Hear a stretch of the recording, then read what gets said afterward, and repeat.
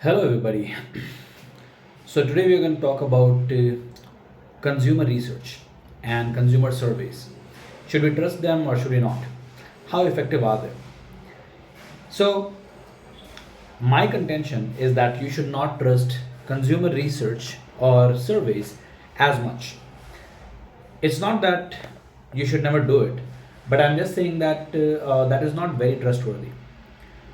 You should not base your entire strategy around what people say, around what your consumers say, or even if they are asking for something verbally, right? There is a lot of difference between the things that we buy and the things that we say we should buy. Okay, in a way, you can say that we are all strangers to ourselves. We don't really know ourselves very well.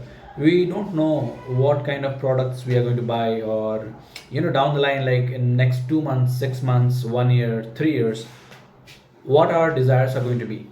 Even right now, if you ask somebody that, hey, what do you think you should do with your life, that person is going to tell you a couple of things. That person is going to tell you that, hey, you know what, I should work out, I should probably stop smoking and stop drinking, I should make more friends, I should be more loyal and better to my friends. They're going to tell you all these aspirational things. They're going to tell you all of these things that they know are the right things to say. They know these are the right things to want, right? So why do we do this? Why do consumers do this? In my experience, I've seen that a lot of consumer, insight, a lot of what consumers, ask for and what they vote for are very different. I have a group, and I have around 300, 500 people in the group. All of those people in the group are interested in dating, are interested in personal development, are interested in improving their attractiveness, improving their social image, charisma, leadership qualities, becoming successful, etc. So this is a group that I've been running for around 3 4 years, since I was a dating coach before this. So this is why I have this group, and this is why I do this. So I also have some other coaches in the group, and those coaches will often ask me that, is it okay if they run marketing surveys or if they run consumer surveys or polls in the group? I would always say, yeah, you can do that, no problem. I don't have any problem if you run uh, surveys or if you run anything. So they do run surveys, and you know consumers do honestly reply. Consumers do honestly vote for things that they want to see or they want to buy, and then the coach will go and make that product. He's going to go and start building the product, and when it comes time to buy the product, most of these people are not going to buy.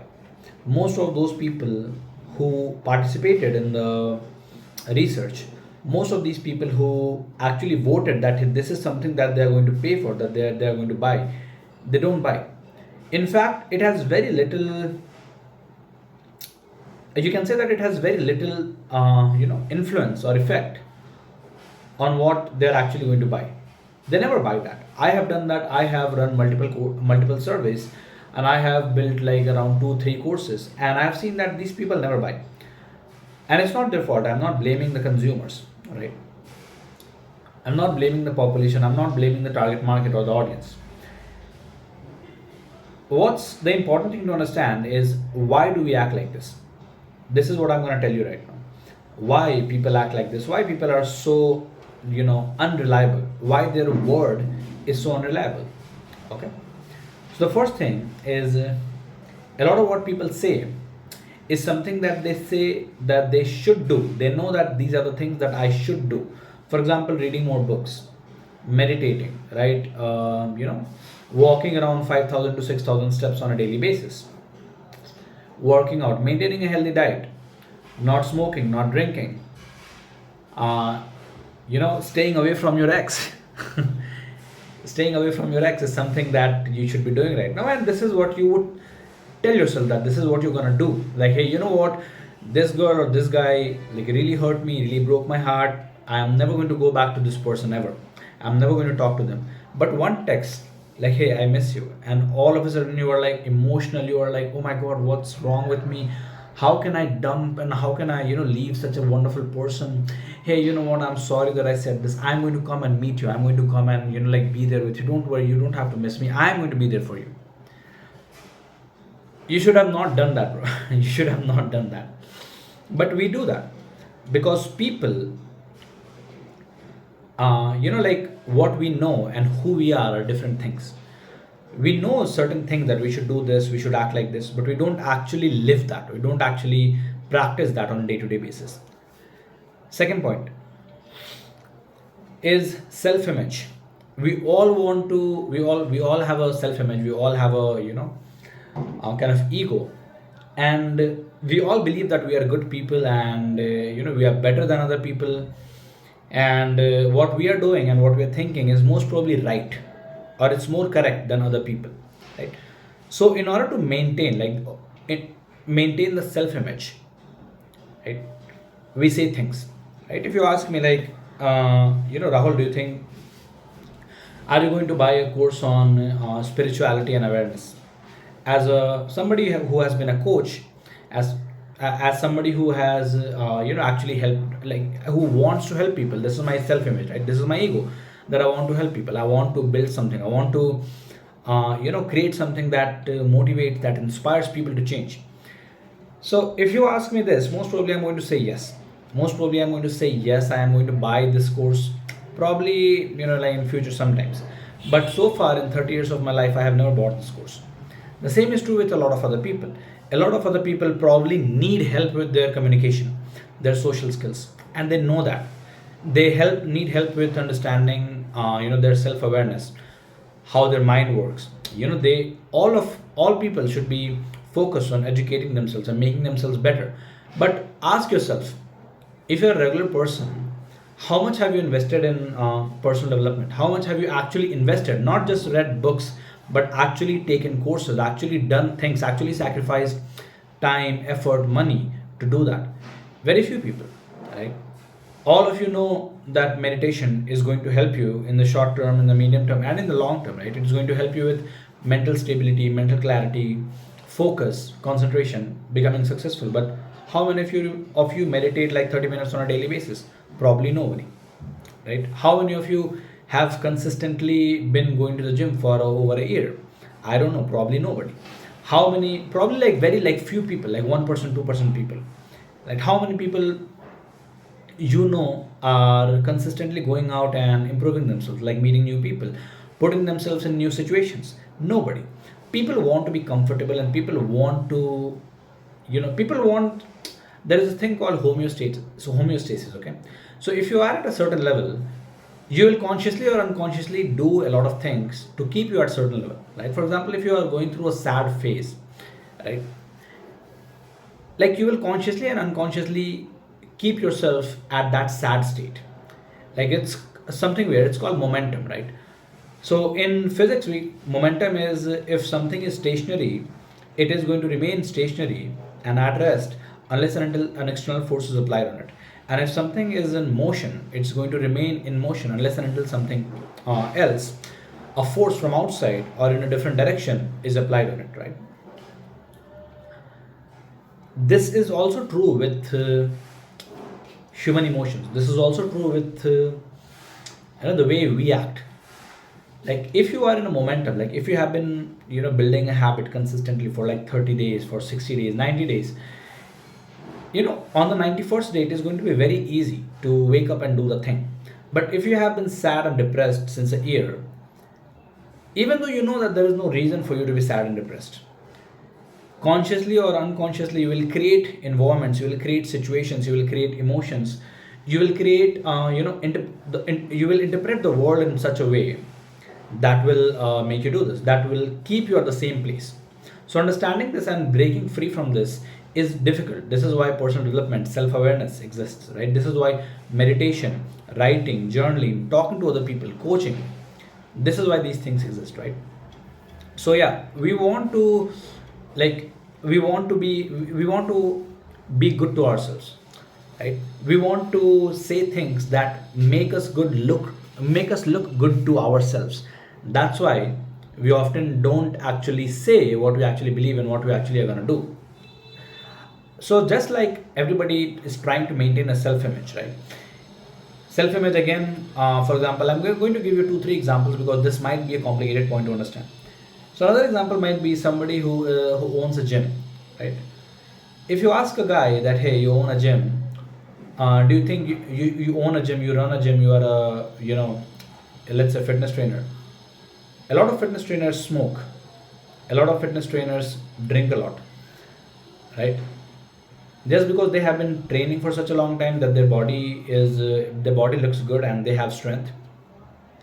Also, they might have taken some supplements, but these people, they are going to say that yes, you know what, I should be living more healthy. I should be actually, standing up as an example for people who come to my gym, that hey, if the gym owner is so good, it is going to influence you, it is going to motivate you to work harder on yourself. They know that that is going to be useful, but people don't do it, right? If you ask a guy that somebody who is at a leadership position, that hey, should you appreciate, should you like allow criticism from your juniors? That guy in the senior position, the guy who has power, is always going to say yes, absolutely, that is the right thing to do, right? You, just because somebody is like, one position or two position lower than you in the hierarchy, it doesn't mean that all their ideas are wrong. So that person is going to say yes, obviously, but do they actually take criticism? No, they don't. Third point is public image. We want to maintain a public image and we want to appear good to other people, right? So you would answer, if asked a question, you would answer something that you think the person standing in front of you want to listen. You're not going to answer what you actually believe in. You're not going to answer what the actual truth is. Okay, you're going to answer something that makes you look good to the other person, or that makes you look insightful or even smart or successful to the other person. That's why we often lie, right? Another point, we want to say things that others are saying. Okay, we want to do things that others are doing. Like if you ask somebody right now, if you ask a guy that hey, what do you think you should do? So since right now all people are into gym culture, into like adventure, biking, travel, liking pets, they're all going to say yeah, I also want to do the same thing. So when you ask somebody a question, instead of actually replying with the truth, what they're often going to do is they're often going to reply with something that other like most people like them are saying, right? So whatever others are saying, he's going to do the same thing, he's going to reply the same thing. This is also called confirmation bias, because we unconsciously, our beliefs tend to conform to the group that we are associated with. So in a group, if you ask people in a group that hey, I have a question and I want you to answer honestly, most probably the person is going to answer what everybody else in the group answers. Okay. Another reason why this happens is we have imperfect awareness and self knowledge. We don't really understand ourselves. This is why in the beginning of the video I said that we are strangers to ourselves, because we don't understand how we work. We don't fully understand our emotions, our drives, our values, our beliefs, what motivates us, our fears, our intentions. We don't fully understand that.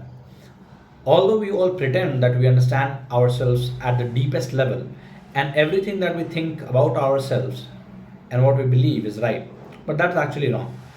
You can believe that you are an amazing person, or you're a very smart person, but in reality you might just be an average person. Okay. So this is another reason why we don't answer honestly to surveys, or when people ask us a question, or when somebody is asking us or taking an interview of us. We do not have perfect understanding and knowledge and awareness of ourselves, or what's going on inside, psychologically, mentally, etc. The last reason is a lot of people say something because they want to say what they should do, not they want to do, not what they would actually do in real life, right?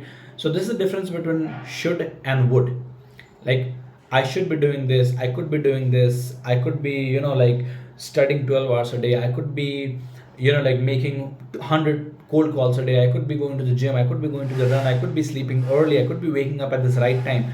But will I do this? Have I done this so far? If I say these things are important and I should do, why am I not doing them? If you ask me something, I am going to say the same things, that yeah, I think I should wake up in the morning, meditate, journal, take a cold shower, and work, non-stop for like 8 9 hours. I should go out and meet people. I should be social. I should be going to the gym on a daily basis.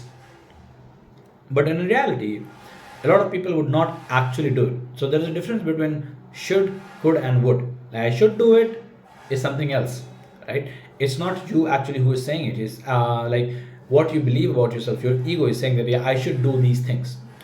What I could do is again, like in an imagination, I could do this, I could do that, but that's also not true. But what I would do is what's true. So how do you know what's true? What's by judging the past behavior of consumer. So if you want to understand what consumers actually are interested in, look at what people buy. Look at what your target audience is purchasing. Like for example, if you are selling,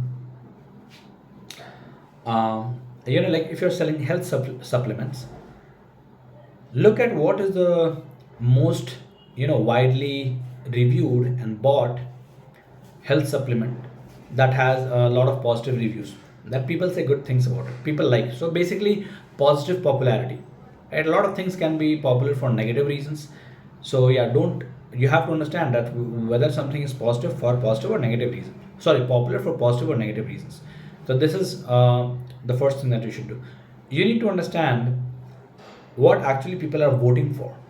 So instead of saying, what, instead of asking them, hey, what kind of channel, YouTube channel, what would you like, ask, like, look at what your like what your population has subscribed to, right?